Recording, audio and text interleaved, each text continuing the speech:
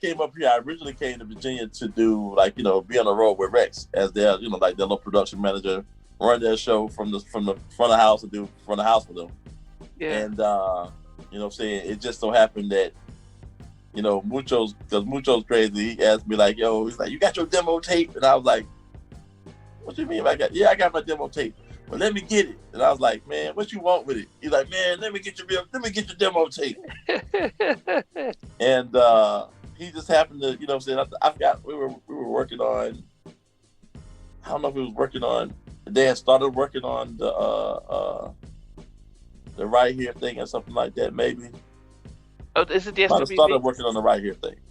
Is it with the Yeah, Ken Ortiz came down before and met with Ted and them about doing the right here remix, and like they were like talking about the sample. So I think that they were just starting to work on that, and Mucho played my demo tape, or they was either working on that or working on the Blackstreet, Baby Be Mine stuff for the soundtrack. Oh, okay. And so Mucho was like playing my demo tape, and I was sitting back there like, man, why you playing all these songs or whatever. Because I'm still I don't know how nobody really thinks about my stuff. I had did some stuff in Atlanta with this group, Hard About Boys, which was a company we were working with in Atlanta. Mm. And so, he started playing stuff, and then Ted came in and he goes, whose stuff is that? You know what I'm saying? It's like Mucho was like, that's Sprague stuff. He's like, Sprague stuff? Sprague produced? He's like, yeah, man, he produced. Yeah, he produced. And he's like, well, play me something else. And he was like, play me something else. And I was like, man, you ain't supposed to, I'm saying to myself, man, you ain't supposed to be playing all that stuff. He's like, I was like, he's like, okay, something else on there.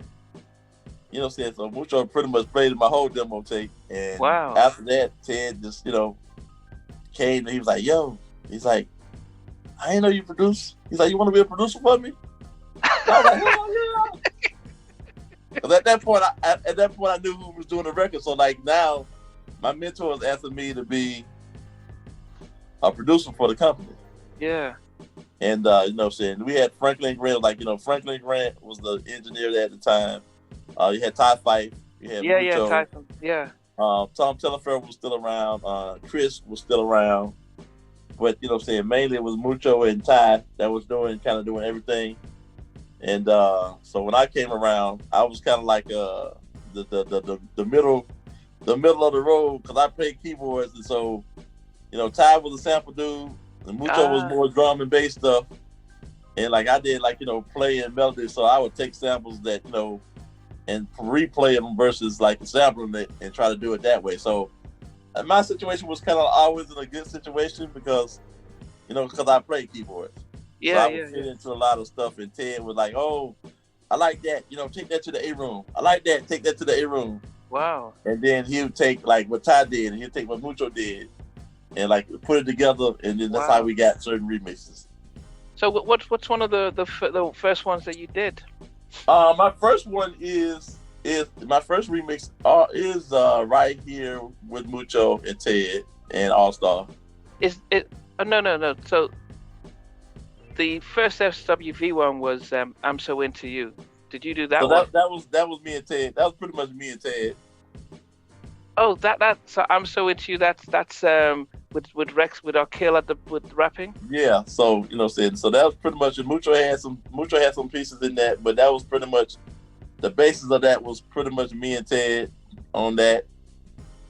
And then we were working on the right here thing, and like AllStar did like a little article because they got into it about it a few months ago, and AllStar and Ted. Yeah, they them and Brian Morgan and all of them got into like this little internet beef over who did what and all this kind of thing, and pretty much what happened was at the end of the day, Ken Ortiz brought the record down.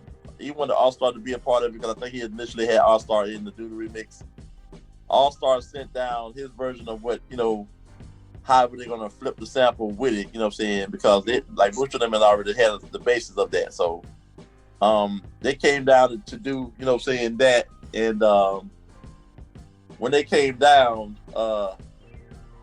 Ted had got some rental stuff that AllStar couldn't. Pretty much, he couldn't really use it because it didn't go with it. With his disc didn't work with it. So, in the process of them doing that, Franklin, which is the engineer, goes, "You're a producer. Why don't you mess with it?"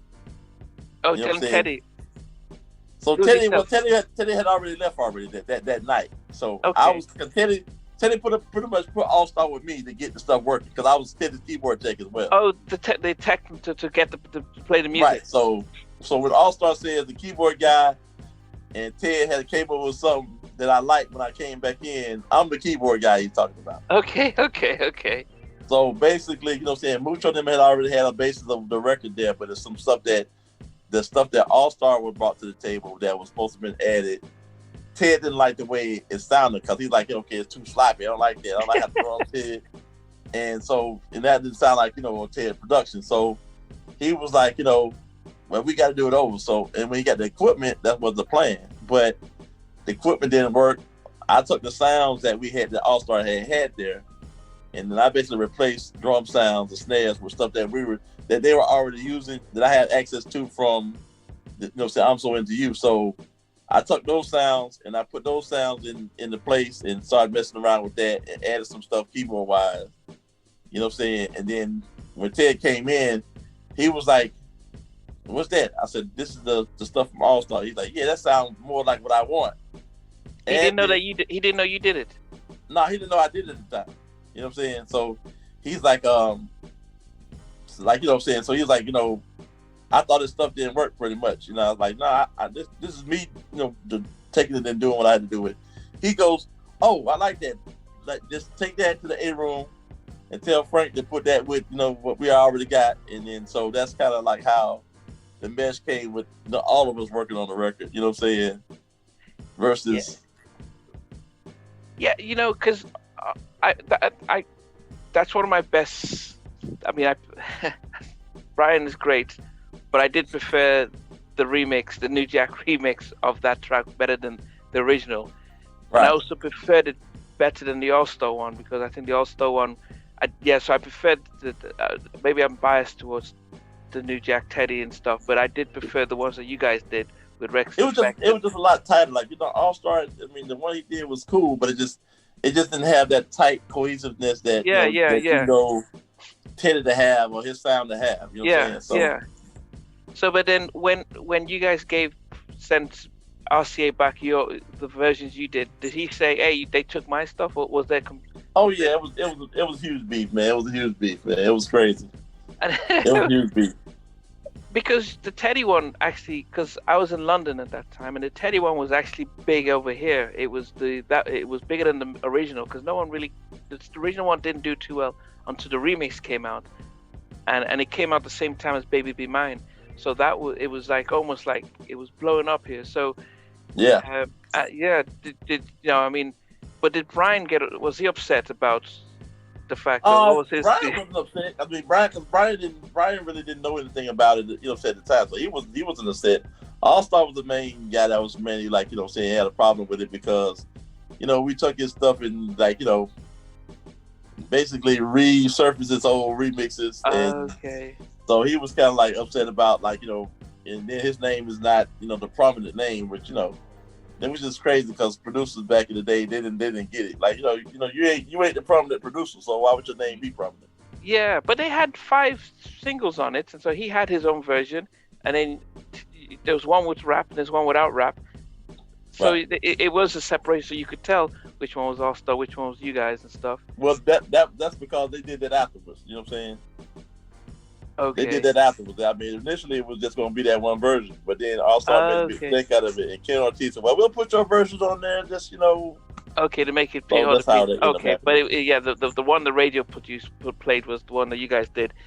Yeah. And then did you do the So then after that, what did so you did? I didn't know you did Human Nature, the remix. Is that the? Yeah. I'm in on the Human Nature remix. My name is not there. And Ted was like, yo, it's like, what I'm saying, I gotta put AllStar name on it, and what I'm saying, everybody's on it, so it's a sample, so it's your name gonna be on the first single, so that's why my name is on the first single. It was supposed to be on I'm So Into You, but they put Franklin Grant name up there instead of my name. Okay. No. So on the Human Nature remix was AllStar on that? I didn't see his name. Yeah, AllStar's on the Human Nature remix. So did he do anything on it or? Yeah. That's originally what it was. He did an original version, and that was a version that was both of the stuff that he brought out was kind of like not tight musically. Okay. But that was the beef at the end of the day because AllStar had done one and then it wasn't right, and then Ted didn't have the equipment, and so it became a big thing. But when he came in the studio the next day, and what I'd set up, from the sound that he left, he was cool because I hear my sample in there.